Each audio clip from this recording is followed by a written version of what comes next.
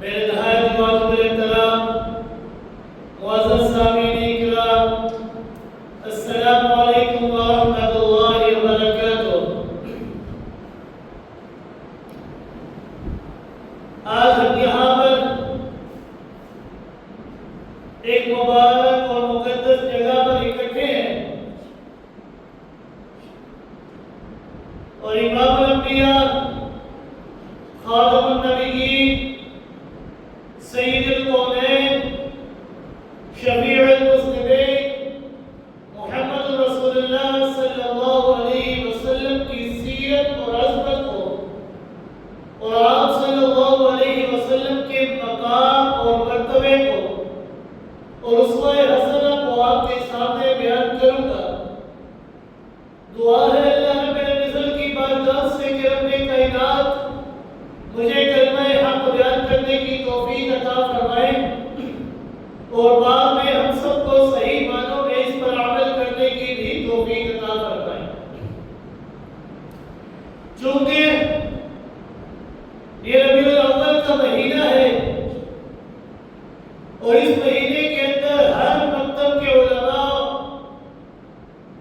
عوام کے سامنے اپنے اپنے انداز میں، اپنے اپنے طریقے کے مطابق، اپنے اپنے ذوق اور شوق کے مطابق آپ صلی اللہ علیہ وسلم کی سیرت کو بیان کرتے ہیں۔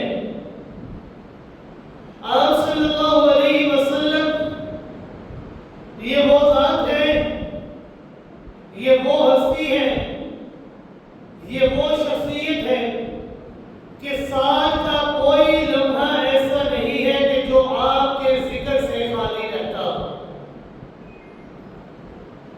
کوئی مہینہ، کوئی ہفتہ، ہفتے کا کوئی دن، دن کی کوئی ساعت یا گھڑی ایسی نہیں ہے کہ جو اس عظیم شخصیت سے ان کا ذکر نہ ہوتا ہو۔ مسجدوں میں، مدارسوں میں، زمینوں میں، کہیں پر بھی درسگاہوں میں، ہر جگہ پر آپ صلی اللہ علیہ وسلم کا ذکر بلند ہوتا رہتا ہے۔ کوئی لمحہ، کوئی ساتھ ایسی باقی نہیں رہتی کہ جہاں پر آپ کا ذکر نہ ہو۔ مؤذن کی اذانوں میں بھی آپ کا ذکر، مکبر کی تکبیروں میں بھی آپ کا ذکر، نمازی کی نماز میں بھی آپ کا ذکر، اور اللہ کے ساتھ بھی آپ صلی اللہ علیہ وسلم کا ذکر ہوتا رہتا ہے۔ یہ بھی تو دیکھیے اور انصاف کیجیے کہ وَرَفَعْنَا لَكَ ذِكْرَكَ، یہ جس کی شان ہو، جس کے بارے میں رب کائنات فرماتے ہو قَدْ نَرَىٰ تَقَلُّبَ وَجْهِكَ فِي السَّمَاءِ فَلَنُوَلِّيَنَّكَ قِبْلَةً تَرْضَاهَا، کبھی فرماتے ہو لَا أُقْسِمُ بِهَٰذَا الْبَلَدِ وَأَنتَ حِلٌّ بِهَٰذَا الْبَلَدِ، کبھی فرماتے ہو إِنَّكَ لَعَلَىٰ خُلُقٍ عَظِيمٍ، تو بھلا ایسی بے مثال اور لاجواب ہستی کے ذکر اور تذکرے سے کائنات کیسے خالی رہ سکتی ہے؟ یہ کائنات اس عظیم الشان ہستی کے ذکر سے کبھی بھی خالی نہیں ہو سکتی۔ سال کا کوئی مہینہ، مہینے کا کوئی ہفتہ، ہفتے کا کوئی دن اور دن کی کوئی گھڑی بھی اس عظیم شخصیت کے ذکر سے خالی نہیں رہ سکتی۔ ہر وقت آپ صلی اللہ علیہ وسلم کا تذکرہ اس کائنات میں ہوتا رہتا ہے۔ اس عظیم ہستی کا تذکرہ یہ اس وقت بھی تھا کہ جب وہ پیدا بھی نہیں ہوئے تھے، ابھی وہ اس دنیا میں آئے نہیں تھے، مگر ان کا تذکرہ اس کائنات میں ہو رہا تھا۔ ابراہیم خلیل اللہ علیہ السلام کی دعاؤں میں آپ کا ذکر ہے، ربنا وابعث فیہم رسولا منہم یتلو علیہم آیاتک ویعلمہم الکتاب والحکمت ویزکیہم انک انت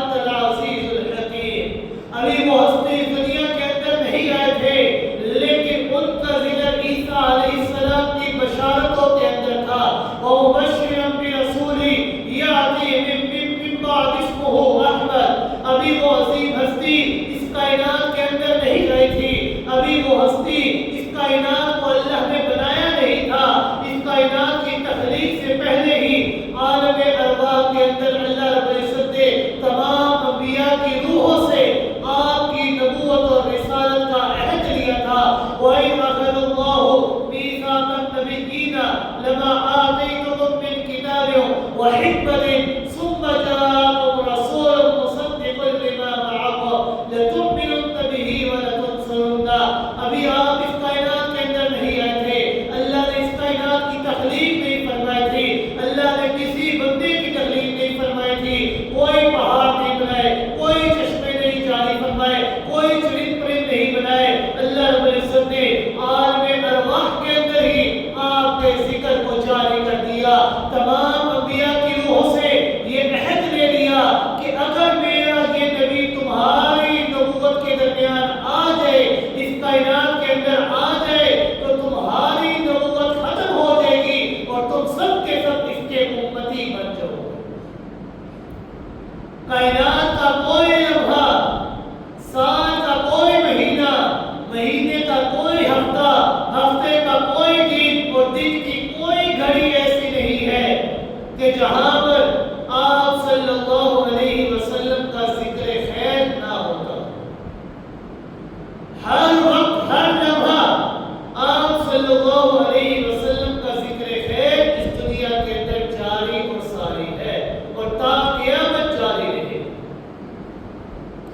مشکوٰۃ شریف کے اندر ایک عجیب و غریب واقعہ بیان ہوا ہے کہ امام الانبیاء جناب محمد رسول اللہ صلی اللہ علیہ وسلم مدینہ کی ایک گلی سے گزر رہے تھے کہ ایک مکان سے رونے کی آوازیں آ رہی تھی اور وہاں پر کچھ لوگ جمع تھے۔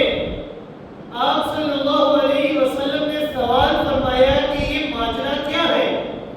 بتایا گیا کہ یہ گھر جو ہے ایک یہودی کا ہے اور اس کا 10 سال کا ایک لڑکا ہے جو کہ سخت بیمار ہے اور قریب المرگ ہے، موت اس کے اوپر آنے والی ہے۔ آپ صلی اللہ علیہ وسلم اپنے صحابہ کرام کے ہمراہ اس یہودی کے گھر میں پہنچتے ہیں تو دیکھتے ہیں کہ بچہ مدہوش اور بے ہوش پڑا ہے۔ اس یہودی کا باپ اس کے سرہانے کھڑا ہو کر تورات کی تلاوت کر رہا ہے۔ آپ صلی اللہ علیہ وسلم نے اس یہودی سے سوال فرمایا کہ اے یہودی، کیا یہ جو تورات اس کی تو تلاوت کر رہا ہے، ہل وجدت صفتی و نعمتی و مخرجی واسمی ذکری، کیا اس تورات کے اندر تو نے میری صفات کو پڑھا ہے؟ کیا اس تورات کے اندر تو نے میری نعمتوں کا ذکر پڑھا ہے، میری تعریف کو پڑھا ہے، میرے آنے کو، میرے ناموں کا تذکرہ کیا اس تورات کے اندر موجود ہے؟ یہودی نے جواب دیا کہ نہیں، اس تورات کے اندر آپ کا کوئی ذکر موجود نہیں ہے۔ یہودی نے جب یہ جواب دیا، اس سوال و جواب کو سکرات میں مبتلا ہوا شخص بیٹا جو تھا اس نے سنا اور آنکھیں کھول کر آپ صلی اللہ علیہ وسلم کے رخ انور کو دیکھتا ہے اور کہنے لگا قذب ابی، کہ میرا باپ جھوٹ بول رہا ہے۔ کیوں؟ کیونکہ آپ صلی اللہ علیہ وسلم کا جو رخ انور ہے، آپ کی جو علامات ہے، آپ کی جو نشانیاں، جو اوصاف تورات کے اندر بیان ہوئے ہیں، وہ سارے کے سارے اوصاف آپ کے وجود اقدس کے اندر مکمل طور پر پائے جاتے ہیں۔ قذب ابی، میرا باپ جھوٹا ہے۔ آپ کی صفات کو تورات کے اندر رب کائنات نے بیان فرمایا۔ بیٹا جاننے اور پہچاننے کے باوجود ایمان کیوں نہیں لاتے ہو؟ جب آپ صلی اللہ علیہ وسلم نے یہ فرمایا کہ جاننے کے باوجود، پہچاننے کے باوجود ایمان کو کیوں قبول نہیں کرتے، آپ صلی اللہ علیہ وسلم کا یہ کہنا ہی تھا کہ بچے نے فوراً ایمان کو قبول کر لیا اور کلمہ طیبہ کا اقرار کیا، لا الہ الا اللہ محمد رسول اللہ۔ جو ہی اس کلمہ طیبہ کا پڑھتا ہی تھا کہ اچانک اس کی روح اس کے جسد منصری سے پرواز کر جاتی اور اللہ رب العزت کا اعلان ہے کہ ایمان کو قبول کرنے سے پہلے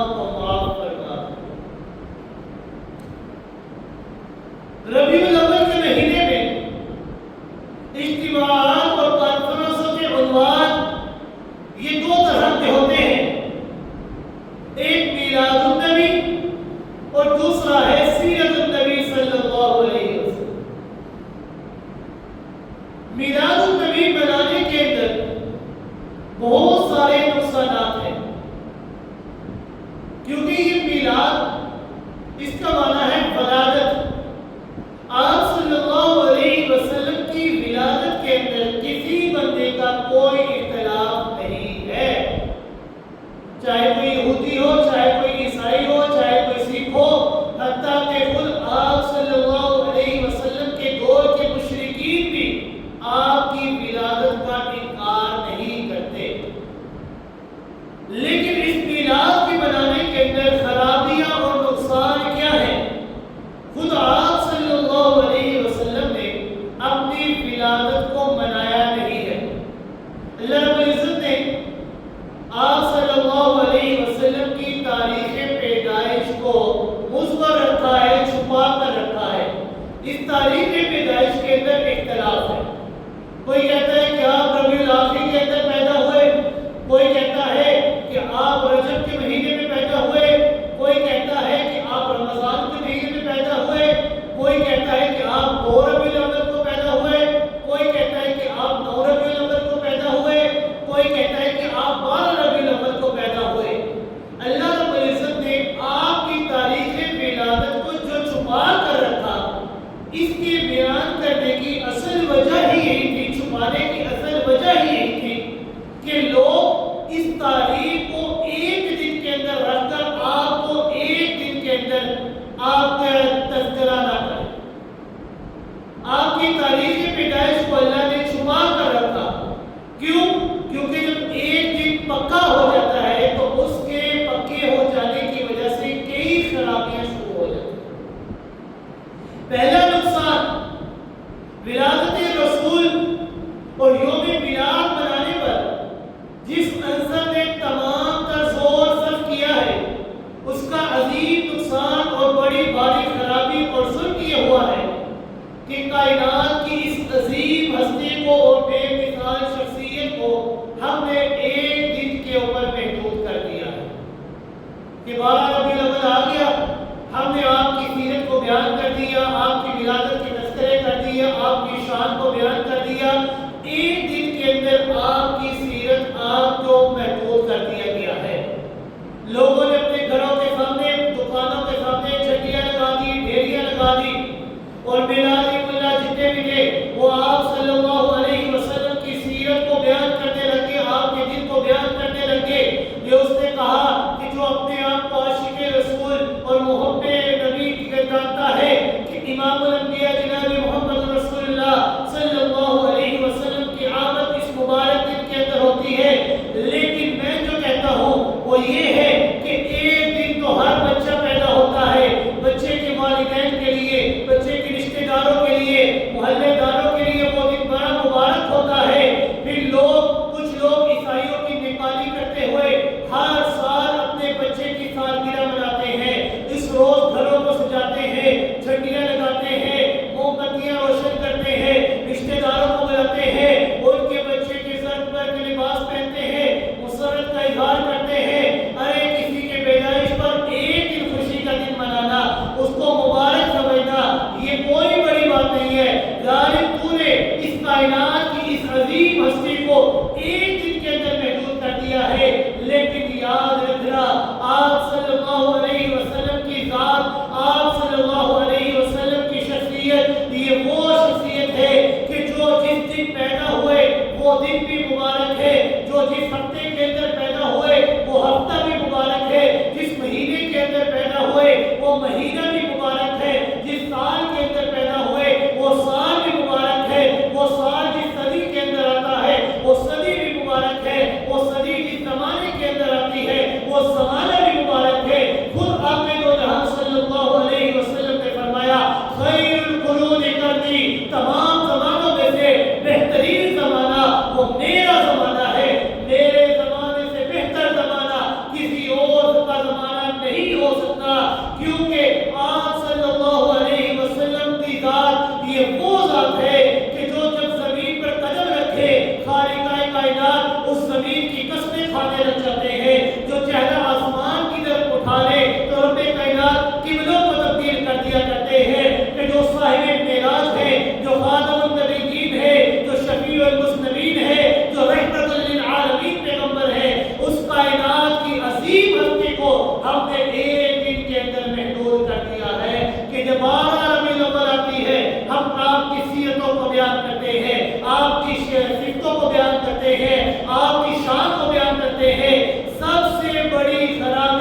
میلاد النبی منانے کی یہی ہے کہ ہم نے اس کائنات کی عظیم ہستی کو ایک دن کے اندر محدود کر دیا ہے۔ جس طرح 14 اگست آتا ہے تو ہم اس پاکستان ہونے کا تذکرہ کرتے ہیں کہ ہم پاکستانی ہیں، ہم اپنے آپ کو اظہار کرتے ہیں کہ ہم پاکستانی ہیں۔ کیا ہم باقی پورے سال کے اندر پاکستانی نہیں ہیں؟ ہم ہر وقت پاکستانی ہیں۔ 12 ربیع الاول آتا ہے، ہم آپ کی سیرتوں کو بیان کرتے ہیں، آپ کی شان، آپ کی ولادت کو بیان کرتے ہیں۔ کیا باقی پورا سال آپ کا تذکرہ نہیں کرتے؟ تو یہ جو 12 ربیع الاول عید میلاد النبی منانے کی سب سے پہلی اور بڑی خرابی یہ ہے کہ ہم نے آپ صلی اللہ علیہ وسلم کی ذات کو ایک دن کے اندر محدود کر دیا ہے کہ ہم نے یہ دن منا لیا تو گویا کہ آپ کی شان، آپ کی صفات کا حق ادا کر دیے۔ نہیں، ہم ساری زندگی بھی آپ کے اوصاف کا تذکرہ کرتے رہے، ہماری زندگی ختم ہو جائے گی لیکن آپ کی شان کو ہم مکمل طور پر بیان نہیں کر سکتے۔ آپ صلی اللہ علیہ وسلم کی ذات یہ وہ ذات ہے کہ کوئی لمحہ بھی کائنات کا ایسا نہیں گزرتا جہاں پر آپ کے تذکرے اور اوصاف کو بیان نہ کیے جائے۔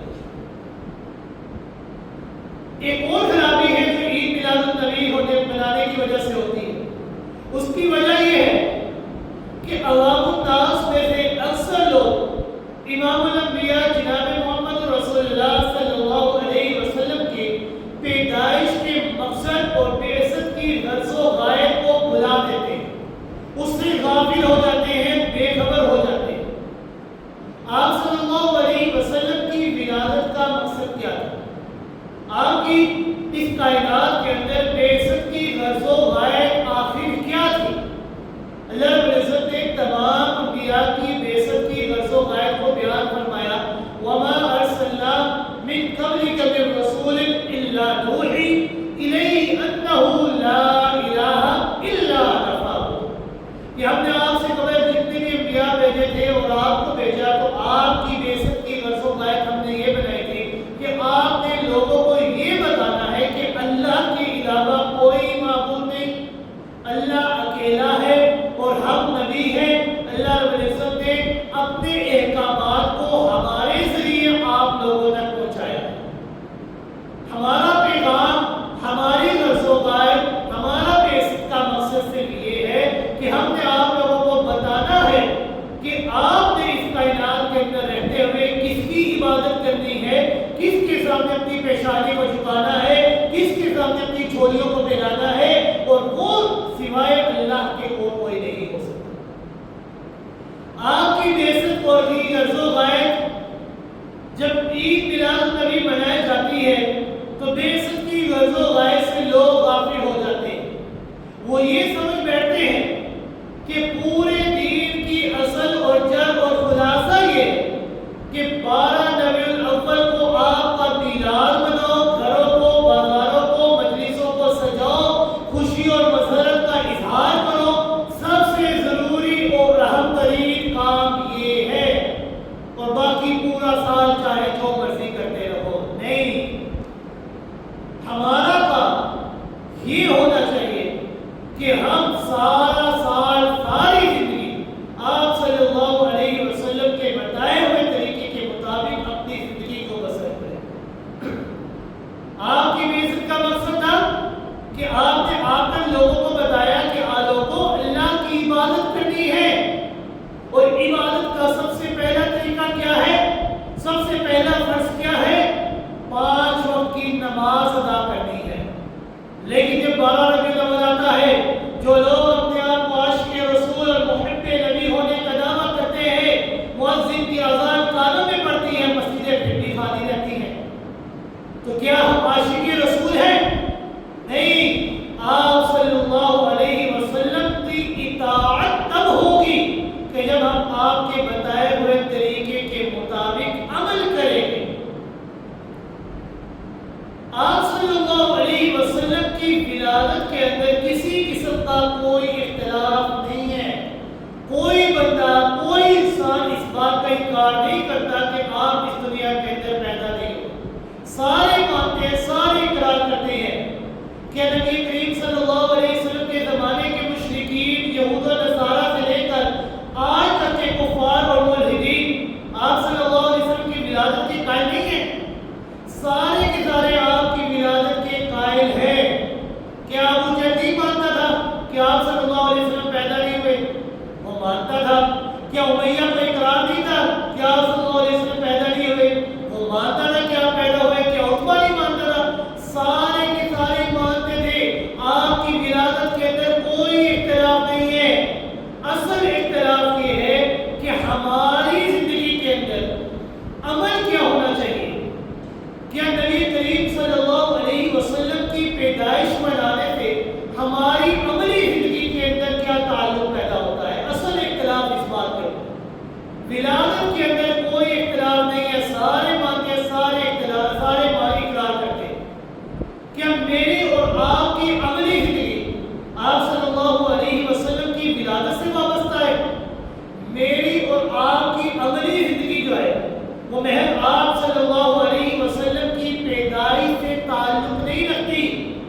آپ کی پیدائش کا ذکر کرنا، آپ کے واقعات ولادت کو صحیح روایات سے بیان کرنا، یہ باعث رحمت ہے، باعث برکت ہے۔ ہر وہ مجلس کہ جس میں آپ صلی اللہ علیہ وسلم کا ذکر کیا جائے، ہر وہ مجلس جس میں آپ کا تذکرہ کیا جائے، وہ بہترین مجلس ہوتی ہے۔ ایک مسلمان کو معلوم ہونا چاہیے، اس کے لیے یہ بات ضروری ہے کہ اس کو معلوم ہونا چاہیے کہ ہمارے نبی کہاں پر پیدا ہوئے، کس کے ہاں پیدا ہوئے، آپ کے والدین کون تھے، آپ کے دادا کا نام کیا تھا، آپ کس خاندان سے تعلق رکھتے ہیں۔ اس حد تک آپ صلی اللہ علیہ وسلم کا تذکرہ کرنا یہ باعث سعادت ہے، باعث برکت بھی ہے۔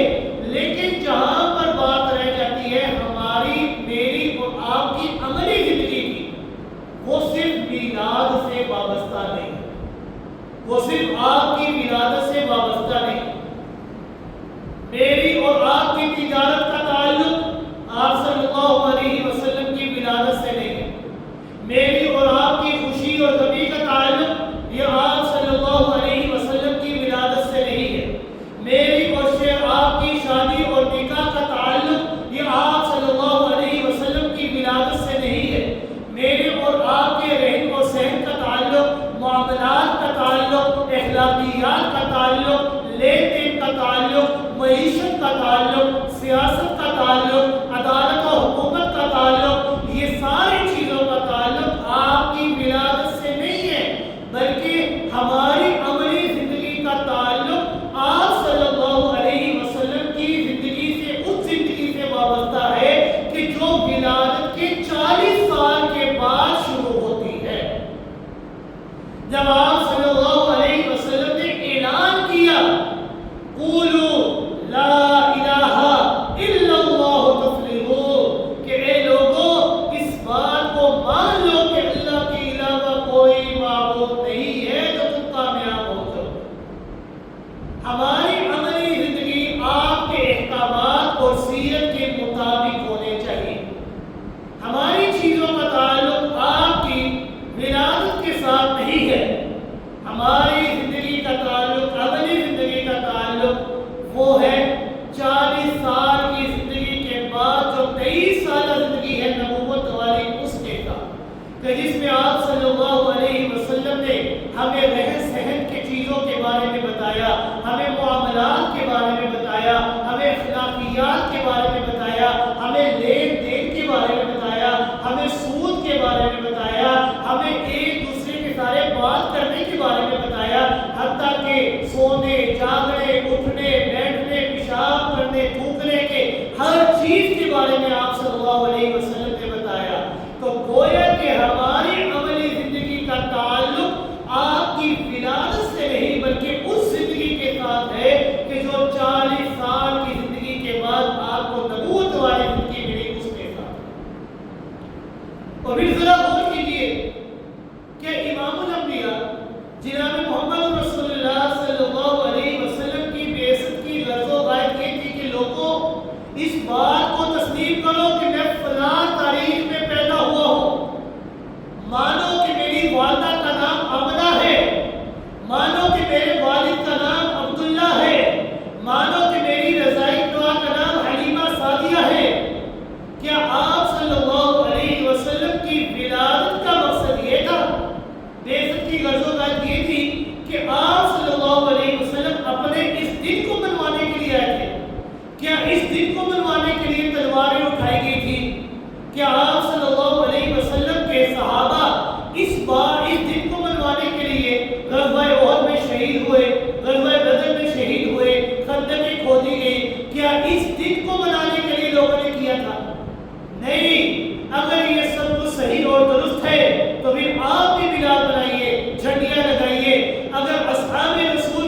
قربانیاں اور محنتیں یہ ساری اس لیے تھی کہ وہ اس دن کو منوانا چاہتے تھے، تو ہمیں بھی یہ دن منانا چاہیے۔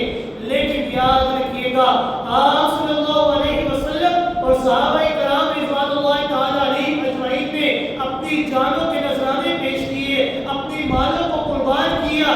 کس لیے قربان کیا؟ سیرت محمد صلی اللہ علیہ وسلم اور اللہ کے پیغام کو لوگوں تک پہنچانے۔ تعجب اس بات پر ہے کہ جب آپ صلی اللہ علیہ وسلم کی ولادت کا ثبوت ہمیں کہیں پر نہیں ملتا، تو لوگوں سے کہا جائے کہ اس عید کا دین کے اندر کوئی تعلق، کوئی حصہ نہیں ہے، تو وہ کہتے ہیں کہ ہمیں آپ کی ذکر سے روکا جاتا ہے۔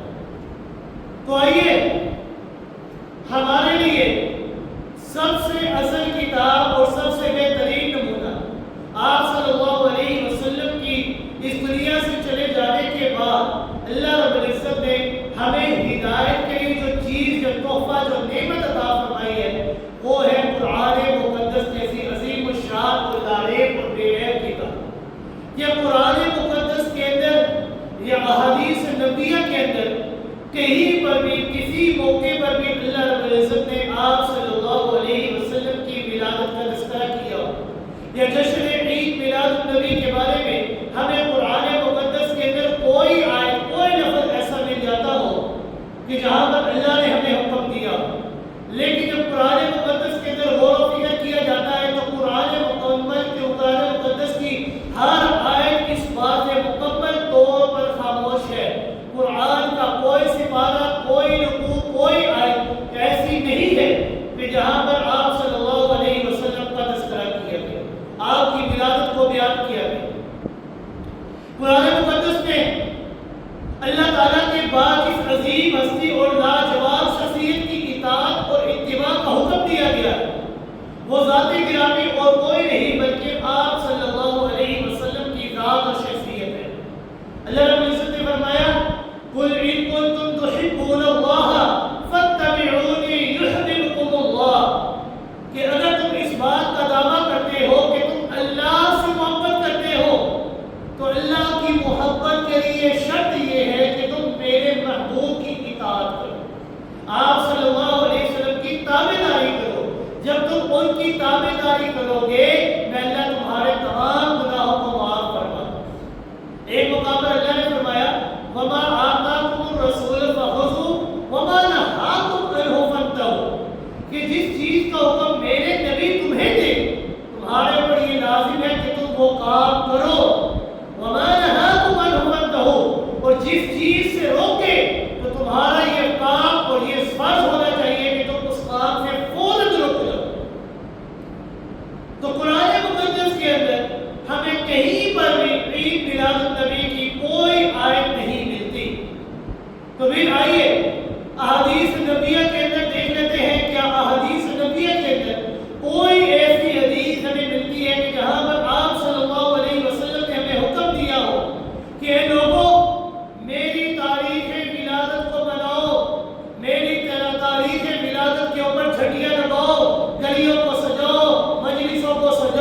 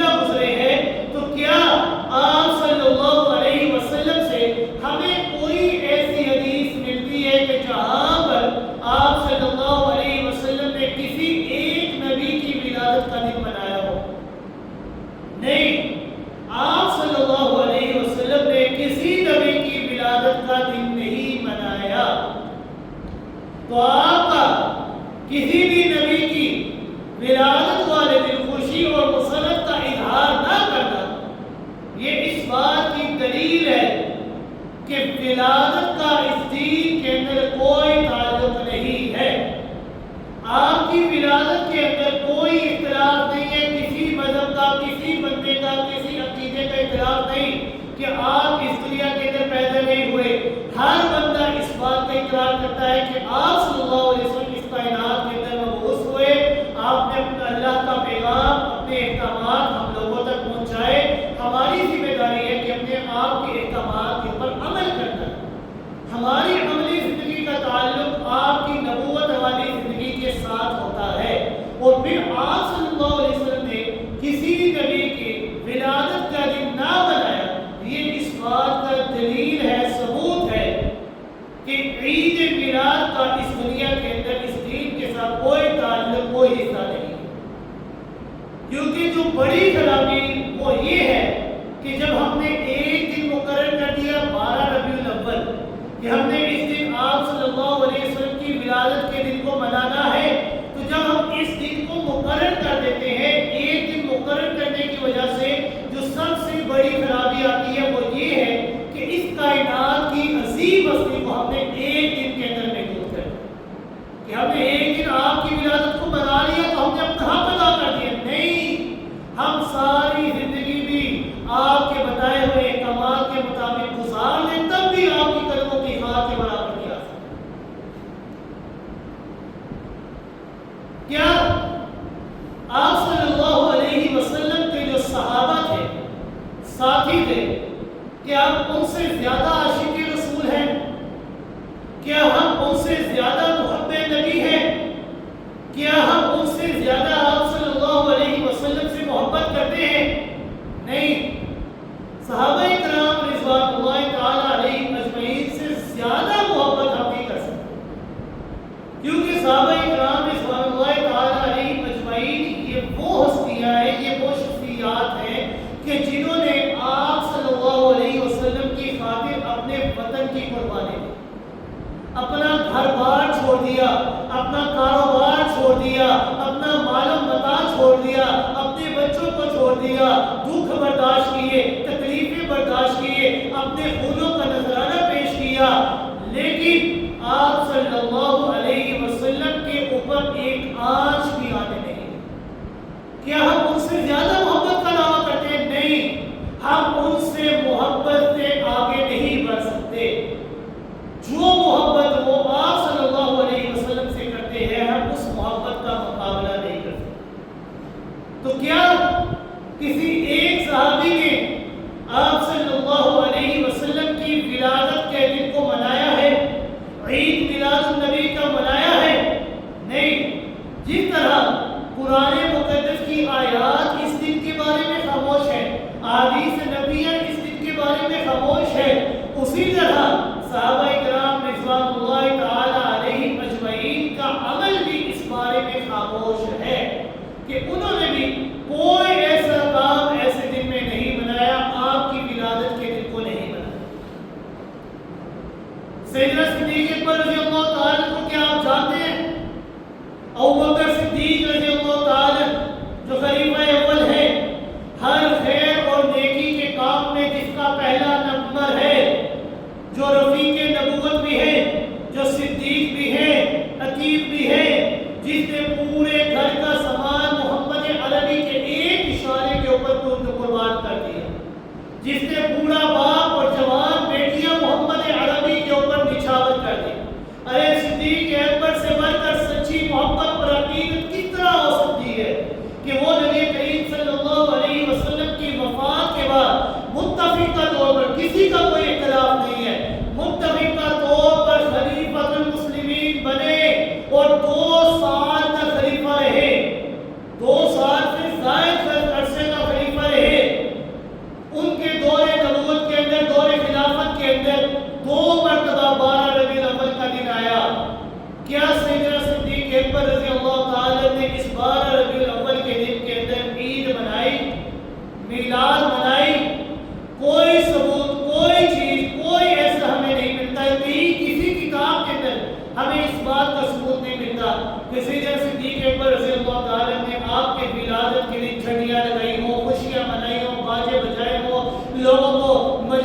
قائم کی ہو، نہیں، کوئی عمل آپ کا ہمیں ایسا نہیں ملتا۔ سیدنا فاروق اعظم رضی اللہ تعالیٰ کو آپ جانتے ہیں کہ وہ سیدنا فاروق اعظم رضی اللہ تعالیٰ کہ جن کے ذہن و فراست کی بلند پروازیاں وحی الہی کو چوٹی تھی، جس کو نبوت کے دامن میں پھیلا کر رب سے مانگا تھا کہ اے اللہ مجھے ایک عمر عطا کر دے، اللہ رب العزت نے سیدنا فاروق اعظم رضی اللہ تعالیٰ کو ان کی جھولی میں ڈالا۔ وہ فاروق اعظم رضی اللہ تعالیٰ جو مرید محمد بھی ہیں اور مراد محمد بھی ہیں، جن کے دبدبے اور جلال کیسر و کسرا کے محلات میں کام اٹھتے تھے، وہ فاروق اعظم رضی اللہ تعالیٰ کہ جن کے بارے میں خود آپ صلی اللہ علیہ وسلم فرمایا کرتے تھے لو کان بعدی نبی لکان عمر، اگر میرے بعد کوئی نبی ہوتا نا تو وہ فاروق اعظم ہوتے۔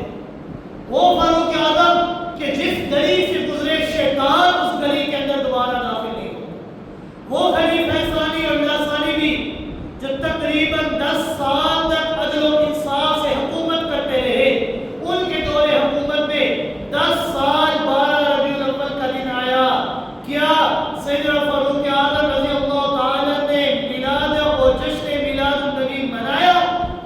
نہیں منایا۔ جانتے ہو سیدنا عثمان غنی رضی اللہ تعالیٰ، کون عثمان غنی رضی اللہ تعالیٰ؟ وہ عثمان غنی رضی اللہ تعالیٰ جو ذوالنورین ہونے کا شرف حاصل ہوا، وہ عثمان غنی رضی اللہ تعالیٰ جو دوہرا داماد نبی بنے، وہ عثمان غنی جس کا سینہ شرم و حیا کا گہوارہ بن جاتا ہے، جو حدیبیہ میں رسول اللہ صلی اللہ علیہ وسلم کے رسول بنے، پیغام بنے، قاسم بنے، جن کی شہادت کا گہوارہ قرآن ہے، کہ جو سخی بھی ہے، غنی بھی ہے، حلیم بھی ہے، جس نے مسجد نبی صلی اللہ علیہ وسلم کی فراخی کے لیے زمین کو وقف کیا، تبوک کے لیے سامان وقف کیا۔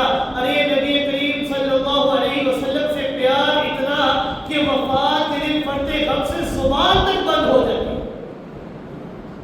خلیفہ ثالث ہے، 12 سال تک خلیفہ رہے، 12 سال جشن عید میلاد النبی آپ کے دور حکومت میں آئی، 12 ربیع الاول آپ کے دور حکومت میں 12 مرتبہ آئی، تو نہ تو سیدنا عثمان غنی رضی اللہ تعالیٰ نے یہ 12 ربیع الاول منایا اور نہ ہی منانے کا حکم دیا۔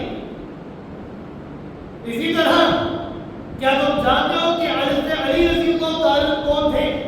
وہ حضرت علی رضی اللہ تعالیٰ کہ جن کو نبی کریم صلی اللہ علیہ وسلم نے اپنا بھائی قرار دیا تھا۔ وہ حضرت علی رضی اللہ تعالیٰ جو پروردہ نبوت بھی ہے، جو داماد نبی بھی ہے، جو شب ہجرت پیغمبر کائنات صلی اللہ علیہ وسلم کے بستر کے اوپر سوتے ہیں، وہ حضرت علی رضی اللہ تعالیٰ جو بدر و احد کے غازی ہیں، وہ حضرت علی رضی اللہ تعالیٰ جو خندق کے ہیرو ہیں، وہ حضرت علی رضی اللہ تعالیٰ جو شجاع بھی ہے، بے باک بھی ہے، کہ جن کی حکمت اور قضا لسان نبوت بھی تصدیق کرتی ہے کہ ان کی حکمت کا کوئی مقابلہ نہیں، مگر ان کی ساری زندگی کے اندر اعلان عید میلاد النبی کا کوئی تصور ہمیں نہیں ملتا۔ 5 سال تک خلیفہ رہے، لیکن ان کی اس خلافت کے دور میں 5 مرتبہ 12 ربیع الاول آیا، لیکن ایک مرتبہ بھی انہوں نے نہ تو عید میلاد النبی خود منایا اور نہ ہی منانے کا حکم دیا۔ سیدنا علی رضی اللہ تعالیٰ کی شہادت کے بعد آپ کے فرزند حضرت حسن رضی اللہ تعالیٰ خلیفہ بنے، ان کے بعد 19 سال تک حضرت امیر معاویہ رضی اللہ تعالیٰ خلیفہ رہے، لیکن نہ تو انہوں نے خود عید میلاد النبی منایا اور نہ ہی منانے کا حکم دیا۔ ہمارے چاروں امام، امام اعظم ابو حنیفہ رحمہ اللہ، ان کے دور حکومت میں 47 مرتبہ 12 ربیع الاول آیا، نہ تو انہوں نے خود منایا اور نہ ہی منانے کا حکم دیا۔ امام شافعی رحمہ اللہ 55 بار 12 ربیع الاول ان کے دور میں آیا، نہ تو خود منایا نہ ہی منانے کا حکم دیا۔ امام احمد بن حنبل رحمہ اللہ 38 سال ان کے دور حکومت میں یہ 12 ربیع الاول آیا، نہ تو خود منایا نہ ہی منانے کا حکم دیا۔ شیخ عبد القادر جیلانی رحمہ اللہ اس کے دور میں ان کے دور میں 60 مرتبہ 12 ربیع الاول آیا، نہ تو دیا. علی حجویری کے دور میں 5 مرتبہ 12 ربیع الاول آیا، نہ منایا نہ منانے کا حکم دیا. اور جتنے بھی صحابہ ہیں، تابعین ہیں، تبع تابعین ہیں، ائمہ ہیں، مجتہدین ہیں، مفسرین ہیں، تمام کے تمام لوگوں کے دور میں 12 ربیع الاول آتا رہا، لیکن نہ تو کسی نے منایا اور نہ ہی منانے کا حکم دیا، کیونکہ اس عید کا دین اسلام کے اندر کوئی حصہ، کوئی تعلق نہیں ہے. اگر اس دن خوشی منانا یہ باعث ثواب، باعث عبادت ہوتا تو خود آپ صلی اللہ علیہ وسلم مناتے. نہ تو آپ صلی اللہ علیہ وسلم نے منایا، نہ خلفائے راشدین نے منایا، نہ صحابہ کرام رضوان اللہ تعالی علیہم اجمعین نے منایا، نہ تابعین نے منایا، نہ تبع تابعین نے منایا، نہ مجتہدین نے منایا، نہ مصدقین نے منایا، نہ مفسرین نے منایا، کسی نے نہ منایا. یہ اس بات کے اوپر دلالت اور شاہد کرتا ہے کہ 12 ربیع الاول کو ایک دن کو مختص کر کے آپ کے ذکر کو بلند کر دینا، اس کا دین کے اندر کوئی تعلق، کوئی حصہ نہیں ہے. کیونکہ جب آپ اس ایک دن کو مختص اور خاص کر دیتے ہیں، حالانکہ ولادت کے اندر اختلاف ہے اور وفات کے اندر کوئی اختلاف نہیں، وفات کے اندر تمام مسلک، تمام مذاہب کا اتفاق ہے کہ 12 ربیع الاول آپ کی وفات کا دن ہے. کسی مذہب، کسی مسلک کے اندر کوئی اختلاف نہیں، سارے اقرار کرتے ہیں، سارے مانتے ہیں کہ 12 یہ وفات کا دن. آج سے کئی سال پیچھے چلے جائیں تو یہ 12 جو تھا یہ وفات کا دن منایا جاتا تھا، لیکن یہ 12 ولادت جو ہے اس کے اندر اختلاف ہے. زیادہ اکثریت جو روایت ہے جس کو لوگ مانتے ہیں وہ ہے 9 ربیع الاول، کہ جو آپ کی تاریخ ولادت کا دن ہے. لیکن جو سب سے بڑی خرابی اس عید میلاد النبی کی آتی ہے وہ یہ ہے کہ جب آپ ایک دن کو مختص کر لیتے ہیں، خاص کر لیتے ہیں کہ ہم نے 12 ربیع الاول خاص کر لیا آپ کی ولادت کے دن کو، تو اس دن جب ہم نے خاص کر لیا تو گویا کہ ہم نے اس عظیم ہستی کو ایک دن کے اندر محدود کر دیا. ہم نے ایک دن منا لیا تو گویا کہ آپ کا حق ادا کر دیا. نہیں، ایسا نہیں ہو سکتا. ہم ساری زندگی بھی آپ کی شان اور صفات بیان کرتے رہے تو آپ کی شان اور صفات کبھی ختم نہیں ہو سکتی، کیونکہ آپ صلی اللہ علیہ وسلم ایک سمندر ہے. آپ کی صفات، آپ کے اوصاف، آپ کے کمالات یہ کبھی ختم نہیں ہو سکتے. ہم ساری زندگی بیان کرتے رہے، قلم ختم ہو جائیں گے، سمندر کی سیاہی ختم ہو جائے گی، لیکن آپ کی صفات اور کمالات ختم نہیں ہو سکتے، کیونکہ آپ ایک سمندر ہے.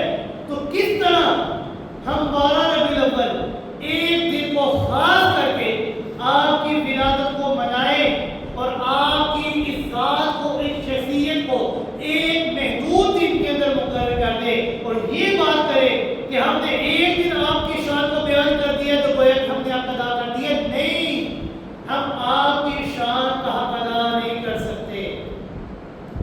اس عید میلاد النبی کی جو خرابی ہے وہ یہ ہے کہ جب ہم 12 ربیع الاول عید میلاد النبی کو خوشی مناتے ہیں تو لوگ کہتے ہیں، پہلی خرابی ہے وہ دلیل یہ دیتے ہیں ایجاد میلاد النبی کی.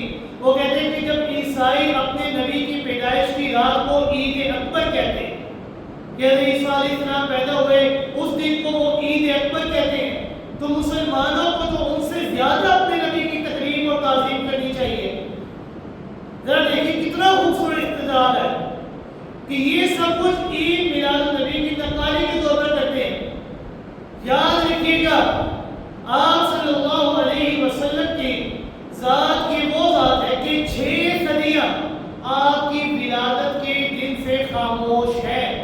6 صدیاں، 600 سال تک آپ کی ولادت کے دن کے بارے میں یہ عید کا کوئی تذکرہ نہیں، کوئی جشن کا تذکرہ نہیں.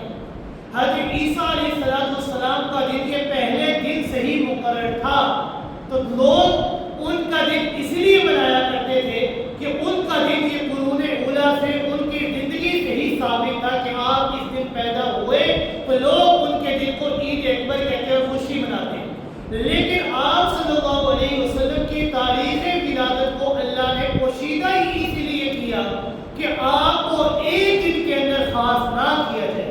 سارا سال آپ کے تذکرے ہو، سارا لمحہ آپ کے تذکرے ہو، ساری زندگی آپ کے تذکرے ہو۔ آپ کی ولادت کے دن کو اسی لیے چھپا کر رکھا گیا کہ آپ کو ایک دن کے اندر محدود نہ کیا گیا۔ اور ایجاد میلاد کی وہ دوسری وجہ یہ دیتے ہیں، ان کی دلیل یہ ہے، وہ یہ کہتے ہیں کہ آپ صلی اللہ علیہ وسلم ہر سوموار کے دن روزہ رکھتے تھے۔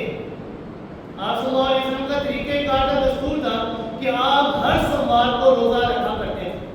جب وجہ پوچھی گئی کہ آپ صلی اللہ علیہ وسلم سے کہ آپ پیر کا روزہ کیوں رکھتے ہیں، تو آپ صلی اللہ علیہ وسلم نے فرمایا کہ میں اس دن پیدا ہوا ہوں اس لیے میں روزہ رکھا ہوں۔ دوسری وجہ یہ ہے جو پہلی سے بھی زیادہ مذہبہ خیز ہے کہ آپ صلی اللہ علیہ وسلم نے دلیل کیا دی کہ میں اپنی ولادت والے دن کے اندر روزہ رکھا سوموار کے دن میں پیدا ہوا اور میں روزہ رکھا کرتا ہوں۔ تو اس روایت سے معلوم ہوتا ہے کہ روزہ رکھنے کا سبب صرف ولادت نہیں ہے بلکہ نزول وحی بھی ہے، کیونکہ سوموار کا دن یہ وہ دن ہے کہ جس میں آپ صلی اللہ علیہ وسلم کے اوپر سب سے پہلی وحی نازل ہوئی تھی۔ اور یاد رکھیے گا یہ جو دلیل دی جاتی ہے کہ لوگ کہتے ہیں کہ سوموار کے دن آپ پیدا ہوئے تو آپ اپنی خوشی والے دن روزہ رکھا کرتے تھے، تو اس دن ہم خوشی کے طور پر یہ 12 ربیع الاول مناتے ہیں، عید میلاد النبی مناتے ہیں۔ تو ذرا غور کیجئے گا، خوشی منانا اور روزہ رکھنا، عید منانا اور روزہ رکھنا، یہ دونوں آپس میں برابر نہیں ہو سکتے، کیونکہ دین اسلام کا جو قانون اور جو طریقہ جو استدلال ہے وہ یہ ہے کہ عید والے دن کے اندر روزہ نہیں ہے۔ اللہ رب العزت نے دین اسلام کے اندر ہمیں دو عیدیں عطا فرمائی، ایک عید الفطر، ایک عید الاضحیٰ۔ ان دونوں عیدوں کے دن اللہ رب العزت نے اور آپ صلی اللہ علیہ وسلم نے ہمیں روزہ رکھنے سے منع فرمایا ہے، کیونکہ عید کا مقصد ہوتا ہے خوشی منانا، جشن منانا، کھاؤ پیو موج کرو، لیکن آپ صلی اللہ علیہ وسلم اپنی ولادت والے دن کے اندر روزہ رکھا کرتے تھے۔ تو یہ روزہ اور عید یہ دونوں کبھی بھی اکٹھے نہیں ہو سکتے۔ آپ صلی اللہ علیہ وسلم نے اپنی ولادت والے دن کے اندر بطور شکرانہ روزہ رکھ کے اس حقیقت کے اوپر مہر ثبت کر دی کہ میرے پیدائش والے دن کے اندر عید نہیں منانی، اگر تم مجھ سے محبت کرتے ہو تو تم نے عید نہیں منانی، کیونکہ روزہ اور عید اکٹھے نہیں ہو سکتے۔ اگر تم مجھ سے محبت کرتے ہو تو تمہارا کام یہ ہونا چاہیے کہ میرے ولادت والے دن کے اندر تم روزہ رکھو۔ جب تم میرے مطیع ہو، میرے فرمانبردار ہو، میرے تابع دار ہو، تو تم نے میری بتائی ہوئی چیز کے اوپر عمل کرنا ہے۔ اور میں نے اپنی ولادت والے دن روزہ رکھا، اور یہ روزہ اس بات کے اوپر ثبت کر دیتا ہے، مہر لگا دیتا ہے کہ آپ کی ولادت والے دن یہ عید، اس کا کوئی حصہ کوئی تعلق دین کے اندر نہیں ہے۔ تو یہ جو 12 ربیع الاول عید میلاد النبی منائی جاتی ہے، یہ نہ یاد رکھیے گا یہ شیطان اس دین کے اندر بدعات کو اور بڑھاتا رہتا ہے۔ پہلے اس عید میلاد النبی کا نام مولود رکھا گیا، پھر اس عید کا نام قیام میلاد رکھا گیا، پھر جشن میلاد رکھا گیا، اور اب اس کا نام عید میلاد النبی رکھا گیا۔ اور اب کئی جگہ ایسی ہیں، کئی شہر ایسے ہیں کہ جہاں پر یہ عید میلاد النبی کو تیسری عید دین اسلام کے اندر داخل کیا گیا ہے، اور باقاعدہ کئی جگہوں پر اس کی نماز بھی ادا کی جاتی ہے۔ اور حالانکہ دین اسلام کے اندر کتنی عیدیں ہیں؟ صرف 2 عیدیں ہیں، تیسری عید کا تعلق دین اسلام کے اندر کوئی نہیں ہے۔ اس عید میلاد النبی کا تعلق اور ثبوت دین اسلام کے اندر ہمیں کہیں سے نہیں ملتا، نہ تو قرآن سے ملتا ہے، نہ احادیث سے ملتا ہے، نہ آپ صلی اللہ علیہ وسلم کی سیرت سے ملتا ہے، نہ خلفائے راشدین کے کردار اور عمل سے ملتا ہے، نہ صحابہ کرام رضوان اللہ تعالی علیہم اجمعین کے اعمال اور کردار سے ملتا ہے،